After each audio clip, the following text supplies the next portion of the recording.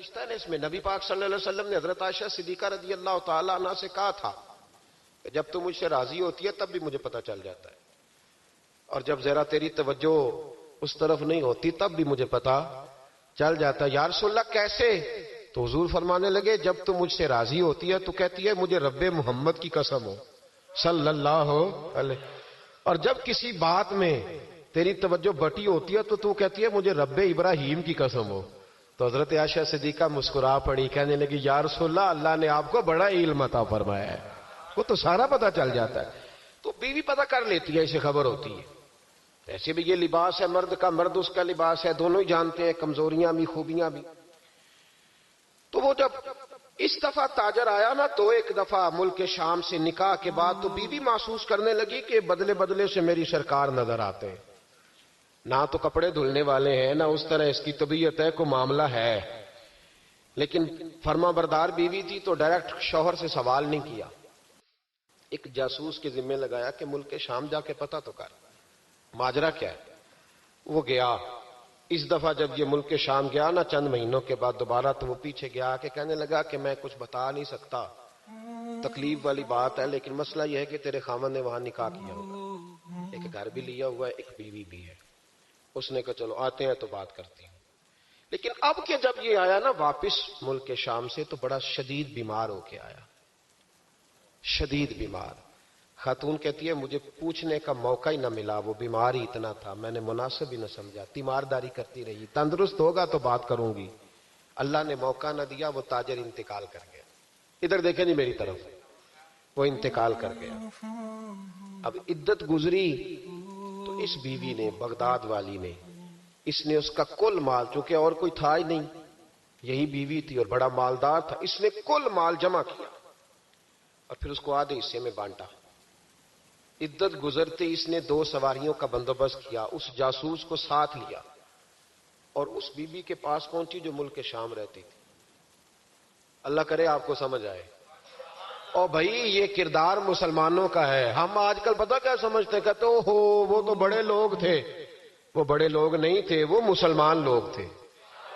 ان کے نام کے ساتھ وہی لفظ لگتا ہے جو ہمارے نام کے ساتھ لگتا ہے. وہ بھی نمازی تھے، حاجی تھے، وہ سارا کچھ تھے.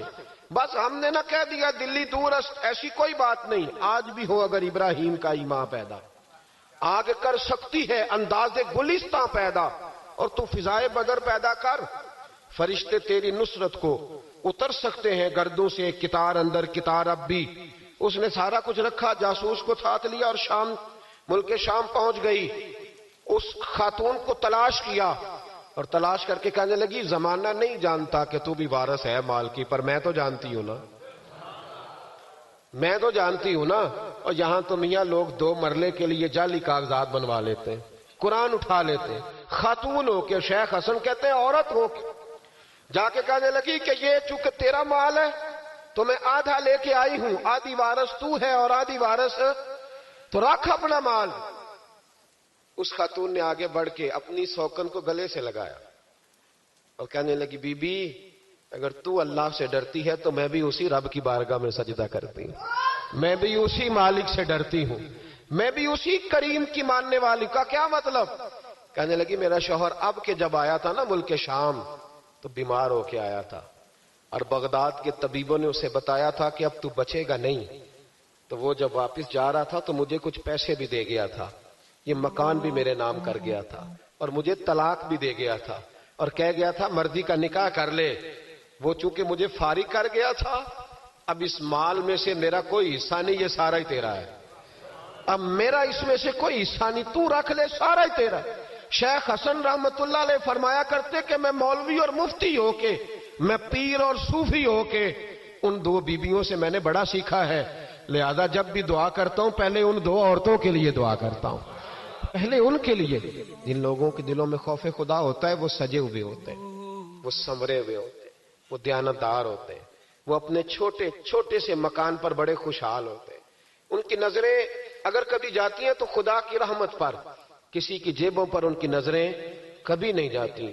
وہ میرے بھائی لقمہ حرام آ جائے تو رات انہیں نیند نہیں آتی. وہ لوگ تھوڑی سی آمیزش بھی اپنے بچوں کو کھلانا جرم سمجھتے ہیں. آج ہر گھر سے چیخنے کی آواز آتی ہے، ہر ایک کو ڈرونے خواب آتے ہیں، ہر آدمی سہما اور سمٹا ہوا رہتا ہے۔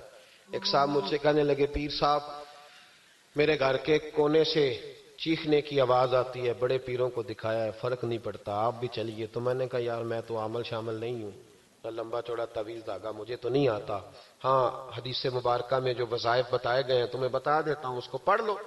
کہنے لگے نہیں جی نہیں، بڑے لوگوں کو دکھایا ہے فرق نہیں پڑتا۔ تو میں نے کہا ہو سکتا ہے پھر جن نہ ہی ہو وہاں پہ۔ کہنے لگے آپ کا کیا خیال ہے؟ تو میں نے کہا اگر کسی یتیم کا مال گھر کے کسی کونے میں لگ جائے تو پھر چیخنے کی آوازیں بند نہیں ہوتی، وہ پھر ہمیشہ آتی، پھر گھر سے خوف آتا ہے۔ اور اگر کسی کے پیسے دبا کے آدمی رات کو سوئے پھر اسے ڈراؤنے خواب آتے ہیں، پھر اللہ اسے تنبیہ کرتا ہے۔ پھر وہ تعویذوں والا مسئلہ نہیں، وہ توبہ والا مسئلہ، وہ استغفار والا مسئلہ، وہ اللہ سے ڈرنے والا معاملہ ہے۔ رب کریم کا خوف، اللہ کا ڈر، یہ انسان کو سجائے گا، یہ سنوارے گا۔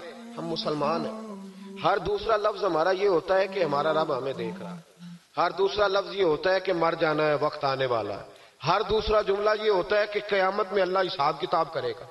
تو بھئی جب ہر دوسرے فکرے پہ یہ بات بولتے ہو تو پھر بدلنا کب ہے؟ پھر سچ کب بولنا ہے؟ پھر دیانتداری کب کرنی ہے؟ اگر یہ پاک ہے کہ مر جانا ہے، کنفرم ہے، پھر اس کی تیاری کب کرنی ہے؟ پھر اس کے لیے پروگرام کب بنانا ہے؟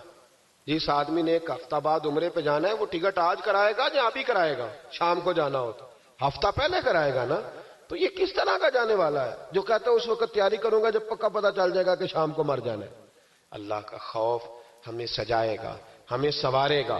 زندگی میں بڑی بہاریں ہم نے دیکھ لی، بڑے رنگ دیکھ لیے، بڑے لوگوں کو اپنے ہاتھوں سے دفن کیا، بڑی باتیں ہمیں آتی ہیں، بڑی کہاوتیں ہم جانتے ہیں۔